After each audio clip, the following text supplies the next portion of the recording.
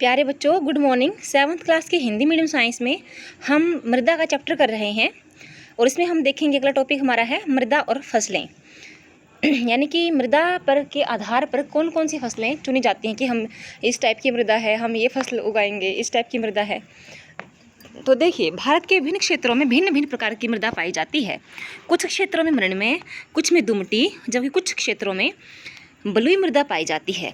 पवन, वर्षा, ताप, प्रकाश और आर्द्रता द्वारा मृदा प्रभावित होती है।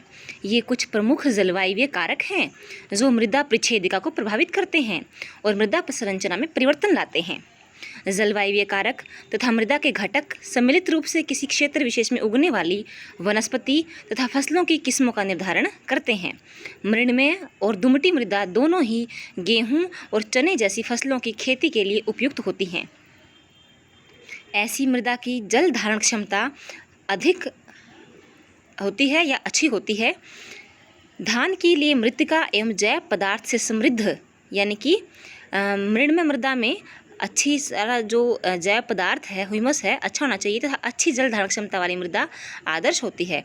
मसूर और अन्य दालों के लिए दुमटी मृदा की आवश्यकता होती है जिनमें जल की निकासी आसानी से हो जाए। आगे देखिए,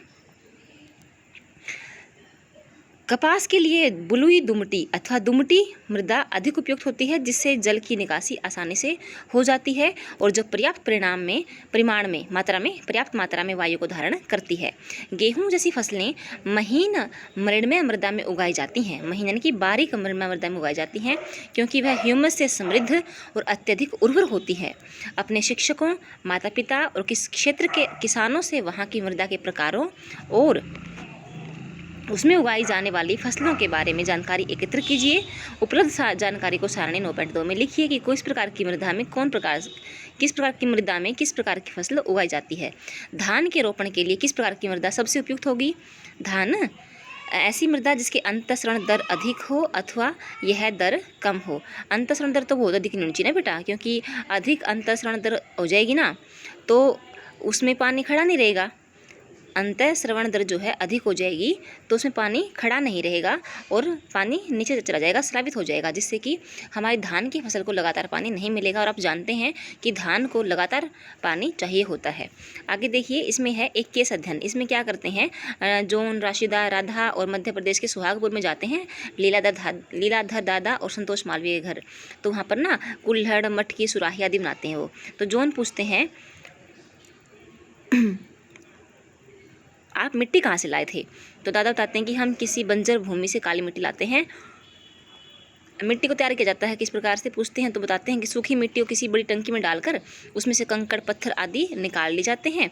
कंकड़ पत्थर हटा देने के बाद मिट्टी को लगभग 8 घंटे के लिए भिगो दिया जाता है।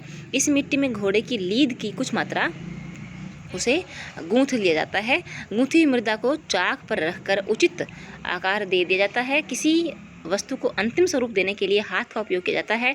इस प्रकार बनाई गई वस्तुओं को 2 से 3 दिन तक सुखाने के बाद उनकी रंगाई की जाती है और शुष्क वायु में सुखाने के बाद सभी वस्तुओं को उच्च ताप पर, अच्छे ताप पर जो है वह भट्टी में पकाया जाता है। इस प्रकार हमारे जो बर्तन है मिट्टी के, वो तैयार होते हैं। मृदा में घोड़े की लीद क्यों मिलाई जाती है? रशिदा पूछती है। दादा बताते हैं कि पकाने के प्रक्रम में घोड़े की लीद जल जाती है जिससे मिट्टी के बर्तनों में सूक्ष्म छिद्र रह जाते हैं। इस कारण मटकों और सुराही में जल अंतःस्रावित होकर उनकी बाहरी सतह तक आ पाता है।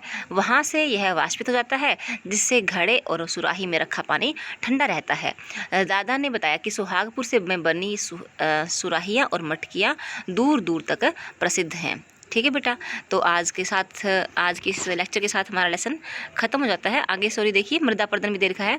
जल, पवन और बर्फ के द्वारा मृदा की ऊपरी सतह का हटना अपर्दन कहलाता है। पेड़ पौधों और पादपों की जड़ें जो है मृदा को मजबूती से बांधे रखती हैं। पौधे ना हो तो वहाँ पर पौधों की अनुपस्थिति में मृदा ढीली हो जाती है जिससे पवन और प्रवाही जल के साथ यह बह जाती है। मृदा का अपर्दन मरुस्थल अथवा बंजर भूमि जैसे स्थानों पर अधिक होता है जहाँ की सतह पर बहुत कम और वनस्पति बिल्कुल भी नहीं होती। अतः वृक्षों की कटाई और वनोन्मूलन को रोका जाना चाहिए और हरित क्षेत्रों को बढ़ाने के प्रयास किए जाने चाहिए, तभी हम मृदा को कटने से रोक सकते हैं। तो बेटा आज के इस लेक्चर के साथ हमारा लेसन ख़त्म होता है। इसी के साथ all the best and thank you.